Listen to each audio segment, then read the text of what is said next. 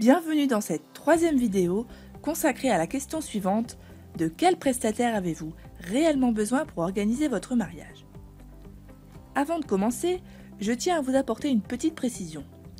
La vidéo que vous allez regarder est en fait un extrait d'un programme de formation que j'ai créé spécialement pour les futurs mariés. Le programme s'appelle la Wonder Bride Academy.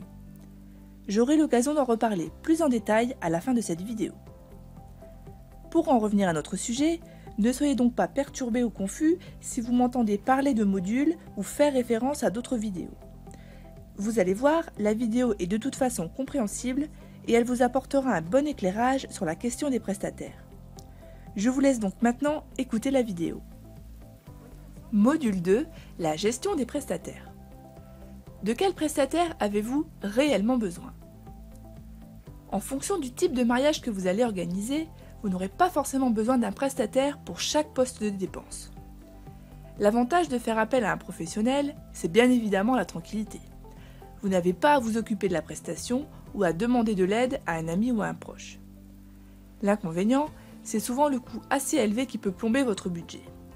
Nous allons voir ensemble les différents types de prestataires les plus courants à qui l'on peut faire appel pour son mariage. Tout d'abord, la location de salle. En général, ce poste de dépense est incontournable.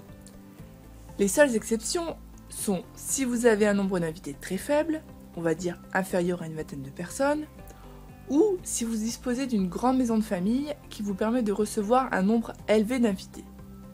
Dans les autres cas, il faudra donc allouer un budget à la location de salle. Le traiteur, là aussi, il est difficile de se passer d'un professionnel, car gérer un repas soi-même nécessite beaucoup de temps, de manœuvre et d'organisation. Le photographe. De nos jours, beaucoup de personnes ont un bel appareil photo et beaucoup de mariés ne font pas appel à un photographe. Maintenant, si vous voulez faire les choses correctement, prenez le temps de discuter avec la personne qui prendra les photos pour lui expliquer le type de photo que vous souhaitez, le déroulement de la journée. L'objectif, c'est vraiment qu'il n'oublie pas de photographier les moments forts et les personnes que vous avez envie d'avoir en souvenir en photo. Sachez quand même que cette technique est risquée, car on ne s'improvise pas photographe de mariage facilement. Le risque, c'est d'être finalement déçu des photos que vous allez récupérer. Maintenant, attention, ça peut aussi très bien se passer. Il y a des photographes amateurs qui font de très jolies photos de mariage. En fait, ça dépend vraiment de la personne que vous allez choisir. L'idéal, c'est quelqu'un qui a déjà fait des photos de mariage et dont vous avez pu apprécier la qualité des photos. Le DJ.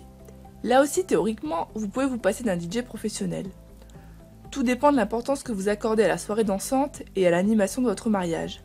Dans un mariage à petit comité, avoir un DJ professionnel n'est pas indispensable à mon sens, car les gens dansent finalement assez peu.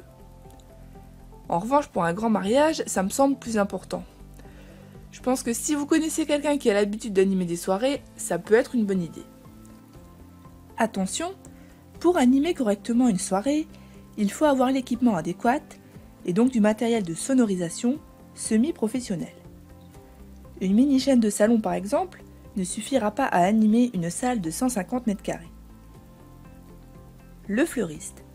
Pour le bouquet de la mariée, je vous recommande fortement de faire appel à un fleuriste. C'est un élément important de votre mariage qui va être très regardé et photographié. Il faut donc que votre bouquet soit vraiment joli et qu'il tienne toute la journée. Pour tous les autres éléments de décoration florale en général, vous pouvez généralement les réaliser vous-même. Attention, sachez que même en fabriquant vos propres compositions, cela vous coûtera quand même une certaine somme, car les fleurs coûtent malheureusement assez cher en général. Dans le module 4, nous verrons ensemble quelles fleurs choisir pour justement ne pas trop impacter votre budget déco en général. Nous verrons aussi dans ce module qu'il existe aussi des alternatives aux fleurs qui sont plus économiques. Le magasin de robes de mariée. Si vous voulez porter une vraie robe de mariée, aller dans une boutique spécialisée sera incontournable. Cependant, il existe des alternatives pour payer votre robe de mariée moins cher. Je pense à la location et aux dépôts-ventes de robes de mariée. Concernant les dépôts-ventes de robes, je vous ai préparé une liste des meilleures adresses que vous retrouverez dans la troisième partie de ce module. Le coiffeur. je vous recommande fortement de faire appel à un coiffeur pour la coiffure de la mariée. À nouveau, la mariée va être regardée et photographiée sous toutes les coutures le jour du mariage. Il faut donc que sa coiffure soit réussie et qu'elle tienne en place tout au long de la journée. Bien évidemment, si vous avez un coiffeur ou une coiffeuse dans votre entourage capable de réaliser votre coiffure de mariée, n'hésitez pas, c'est un bon moyen d'économiser sur ce poste de dépense.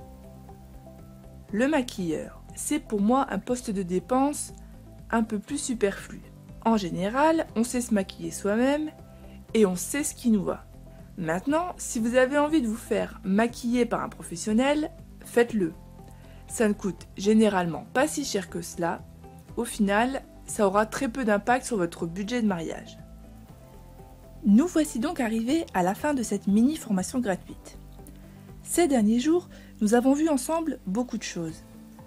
Tout d'abord, l'état d'esprit qu'il faut avoir pour organiser sereinement son mariage. Nous avons aussi vu une méthode efficace pour définir sa liste d'invités et éviter les champs superflus.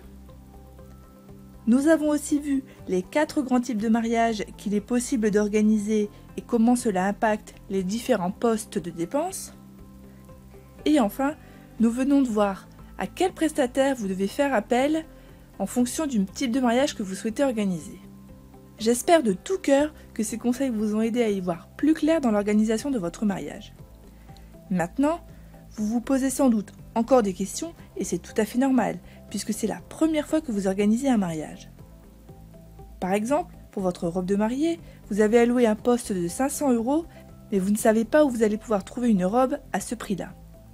Ou alors, vous savez que vous allez devoir faire appel à un prestataire pour tel et tel domaine mais vous ne savez pas lequel choisir, quelles questions lui poser, ou alors tout simplement savoir à quel niveau de prestation vous devez vous attendre pour un budget donné. Rassurez-vous, je vous comprends tout à fait. Je me suis posé les mêmes questions lorsque j'ai organisé mon propre mariage. Afin de pouvoir vous aider au maximum dans l'organisation de votre mariage, j'ai décidé de créer une formation complète vous donnant toutes les clés, astuces et conseils pour organiser vous-même votre mariage idéal. Cette formation s'appelle la Wonder Bride Academy. Ce programme est une formation en ligne se déroulant sous forme de vidéo, un peu comme celle que vous avez regardée lors de ma formation gratuite. Vous pourrez aussi télécharger les modules au format PDF, le but étant de vous faciliter les choses et de vous permettre de suivre la formation partout et en toutes circonstances. Ce programme est divisé en 5 grands modules. Le premier module est consacré à l'organisation et à la planification. Nous verrons quels sont les outils gratuits qui permettent d'organiser facilement son mariage et pourquoi la planification est si importante à chaque étape de l'organisation de votre mariage. Dans le module 2, nous nous concentrerons sur les prestataires. Nous verrons comment bien les choisir, quelles questions leur poser et comment avoir un ordre d'idée de ce qui est cher ou plutôt bon marché pour chaque type de prestation. Dans le troisième module, nous verrons ensemble comment bien organiser un mariage DIY, c'est-à-dire un mariage où beaucoup d'éléments sont fabriqués ou gérés par les mariés eux-mêmes sans faire appel à un professionnel. Nous verrons les principales erreurs de logistique à éviter, comment choisir les bonnes personnes pour vous aider et comment bien déléguer les différentes tâches à accomplir. Nous verrons aussi les différentes boutiques et arnaques à éviter pour vos achats de mariage. Le quatrième module sera lui consacré à tout ce qui est papeterie et décoration de mariage. Dans ce module, je vous donnerai toutes mes meilleures astuces pour économiser de l'argent, mais aussi beaucoup de temps sur tout ce qui est décoration et papeterie de mariage. Enfin, le cinquième et dernier module vous dévoilera les secrets et astuces pour faire de votre mariage un événement à la fois original et mémorable pour vous et vos invités. Nous verrons notamment comment organiser une belle cérémonie laïque, comment préparer une chorégraphie de mariage originale, et enfin, comment distraire et occuper vos invités tout au long de cette journée.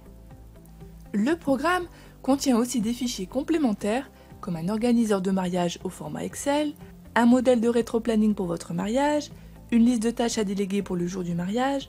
Comme vous le voyez, ce programme est vraiment complet. En plus de tout cela, vous pourrez bien sûr me poser toutes les questions que vous souhaitez directement sur le site, un espace est prévu spécialement pour. Voyons ensemble le coût de cette formation. Il est de 39 €, ce qui est un prix vraiment accessible pour tous les futurs mariés. Surtout, je suis persuadée qu'en appliquant mes conseils et astuces, vous allez réussir à économiser du budget sur certains postes de dépenses et éviter les erreurs classiques que commettent la plupart des futurs mariés. Au final, vous allez donc gagner du temps, mais aussi gagner en sérénité et en efficacité tout au long de l'organisation de votre mariage.